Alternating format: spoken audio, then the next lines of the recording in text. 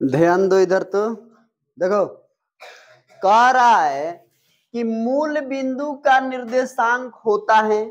मूल बिंदु का निर्देशांक क्या होता है? तो मान लो कि इस ढंग से तुम लोग खींचते हो ना,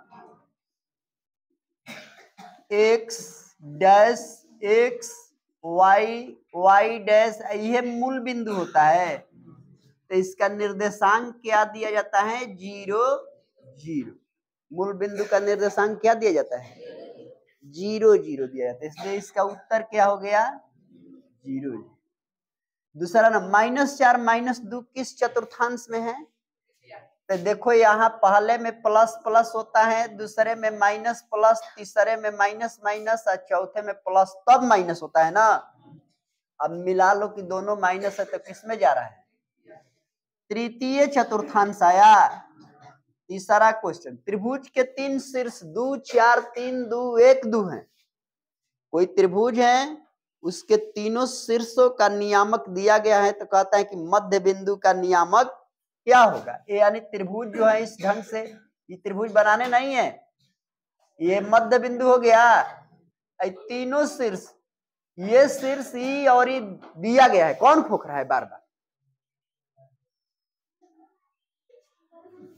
तीनों शीर्ष दिया, तो यहां से ही मिलाएगा, यहां से ही मिलाएगा मिलाएगा, तो ये मध्य बिंदु हो गया। इसी का नियामक बतलाना है जो क्या है।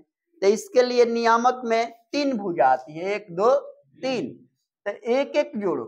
मध्य बिंदु का नियामक निकालेगा उसका, तो यहां से लिख दो मध्य बिंदु नियामक बराबर, अब जोड़ो इसमें 2 3 1, 2 जोड़ 3 जोड़ 1, 3 को है तो 3 हो गया ना।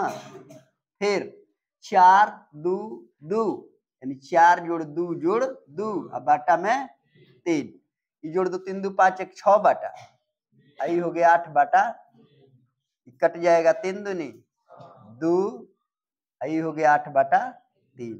यही उसका मध्य बिंदु का क्या हो गया? नियामक हो गया। 4 नंबर में देखिए क्या कह रहा है, कहता है कि कोई किसी बिंदु का नियामक इतना इतना है, तो मिलाने वाली रेखाखंड जो है दोनों बिंदु को मिलाएगी जो रेखाखंड। जैसे मान लो एक बिंदु का यहाँ नियामक, एक बिंदु का यहाँ से मिलेगा, रेखाखंड मिलेगा, तो रेखाखंड मिला तो यहाँ इसको बीच में गुका के M2 में बांट देती है, तो उसका नियामक क्या होना? विभाजक बिंदु का नियामक सूत्र जानता है ना, उसी सूत्र को सिर्फ लिखना है, यानी M1 x2 plus M2 x1 बाटा में M1 जोड़, फिर यहाँ हो गया M1 y2 plus M2 y1 बाटा में M1 प्लस M2, यही होता है ना। ये आंसर हो गया।